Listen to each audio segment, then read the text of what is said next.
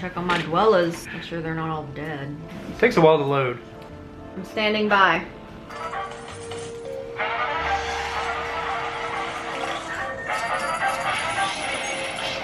Did I get a lunchbox? Oh, damn. Did you? No. Son of a bitch. Damn it. Oh, man, I don't have any money. I do.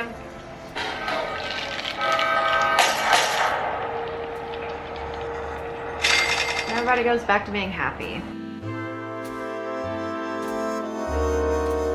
Okay, so just as we like playing video games, we like playing games on our phones. Fallout Shelter is within the Fallout franchise. It was developed by Bethesda and it was published by Bethesda something else. But it's for iOS. I think I read today where they're gonna release it for Android soon, but I don't have an Android, so it's not my problem. We're Apple people. I have it on my mini iPad, and just ignore that crack. And he's I've got it on our 6S.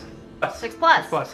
We're Apple people, but we don't know what phones are. Yeah, for my big ass phone, it's actually pretty good. If you're playing on like a iPhone 5 or smaller, the screen's so tiny, like it's like I need a microscope.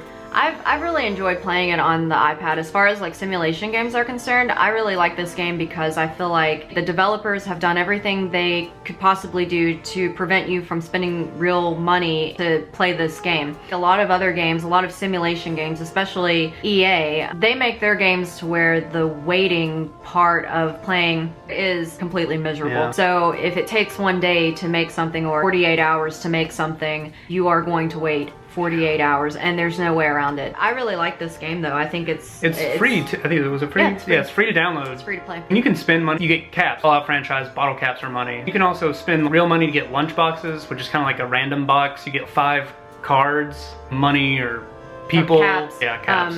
Dwellers with really high special traits. Yeah. I haven't played Fallout 3. He hasn't played Fallout 3. We are looking forward to Fallout 4. Yeah, and now, thank God, now that he's done with Batman, we can get Fallout 3 and move forward move on. It did take a long time to get all of the Riddler trophies. But that's another video. The game's really cool. So you can have 3 vaults and it tells you the different times that you've checked it, so you can kind of like keep up with that. And I think it maxes out as far as the population is concerned at 200 dwellers. Yeah. With each milestone of like population, 20, 30, 50. You have different rooms that open. Yeah. To keep your vault healthy, you have to produce power, water, and food. And you have to make a diner for food, water plant for water, and so on. Yeah, initially when you play, you are given a power generator room, a diner, and water treatment. Right, like a water purification. Then you get living quarters, which is for making babies.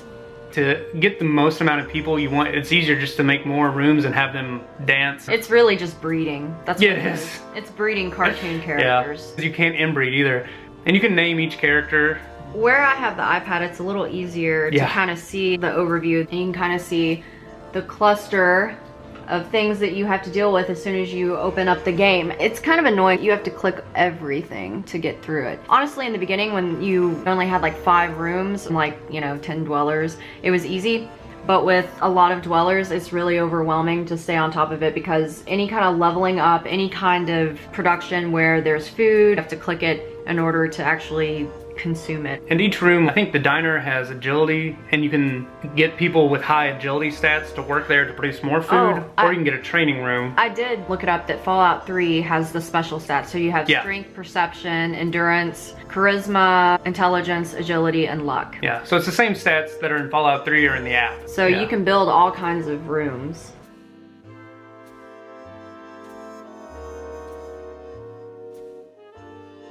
And once you get to 100 dwellers, you unlock once you get to 100, you can have all the rooms unlocked. And you can upgrade the rooms. You can combine rooms, but they need to be upgraded to the same level. So if you have like one diner and you've upgraded it to like a cafeteria, you can build a diner beside it, but it's not gonna join until you upgrade the second diner to cafeteria status or whatever it is. You send people out to the wasteland to explore, and that's how you get guns, in addition to the lunchbox that you get for completing objectives. You get guns, you get outfits, which enhance or increase the dwellers' special traits. You'll have a formal suit that boosts your luck by 3 points, and that's really beneficial because whenever you rush a room, you want as much luck as possible. Yeah. For those of you that are Fallout fans, there is no dog in this game. The dwellers do talk about it. They still have that 1950s feeling. Yeah. The characters do, the things they say. They're little thought bubbles. They're very 1950s. Yeah. They do mention, I wish I could have a dog, or if you could have a pet, or, you know, that kind of thing. So while we're waiting for Fallout 4, Fallout Shelter has been a really good source of entertainment. It's a good twitchy game to play. We both play it, so we both have our own vaults, and it has become a daily routine. Yeah. How are your dwellers doing? How's your vault doing? As far as simulation games are concerned, I really like it. I think it's a really solid game. It's entertaining. It has kind of plateaued out once you reach 100 dwellers, which is kind of what I said to Tate, that I thought the game was going to plateau out. But I'm willing to kind of stick through it to where I reach 200 dwellers to kind of see how that And you can always like, create a new vault, delete an old one, create a new one, and start over. The one thing I noticed too with mine, things can go bad really quick. Yes. If you have a lot of people coming in, that's what I did to begin with. I was like, I want as many dwellers as I can get to unlock all these rooms. Guys started running low on food and water, and they all started starving and getting radiation poisoning. I was like, oh man, control that. I really like the objectives. I feel like they're very reasonable. They're not anything ridiculous. Sometimes I feel like with simulation games, the objectives are, you have to play for 2 weeks to reach the objective. And then on top of that, you have, it's a timed objective. And so in order to unlock something, to get all the perks of unlocking something, you have to do it within like 24 hours. And it's just a little ridiculous. We have jobs, we have lives. This is the type of thing that once you get the vaults under control, you can check them once a day and they're fine, or twice a day. And it's just one of those relaxing things, things you can do on the toilet, or, you know, whatever. We've really enjoyed it so far. On a side note, we rate games, like we've been rating video games. I'd say on the simulation, for a simulation game, it's pretty baller. Yeah.